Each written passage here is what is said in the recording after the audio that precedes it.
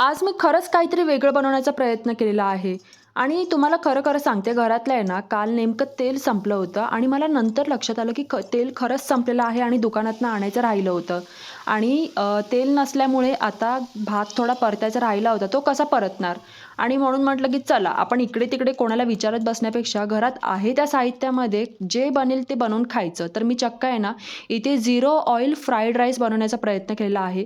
पहिल्यांदा आहे ना कढईमध्ये कढई छान गरम केली सर्वात आधी. त्यामध्ये थोडंसं जिरं आणि लवंग छान असे भाजून घेतले. बारीक कापलेला कांदा घेतला होता एक तो सुद्धा त्यामध्ये ॲड केला आणि छान असा भाजून घेतला आणि थोडा थोडा पाण्याचा वापर केला. जिथे आपण तेलाचा वापर करतो ना त्या जागी आज चक्क पाणी वापरलं होतं आणि पाण्याचा वापर केल्यानंतर थोडासा आवडीनुसार घरगुती मसाला आणि मीठ टाकलं.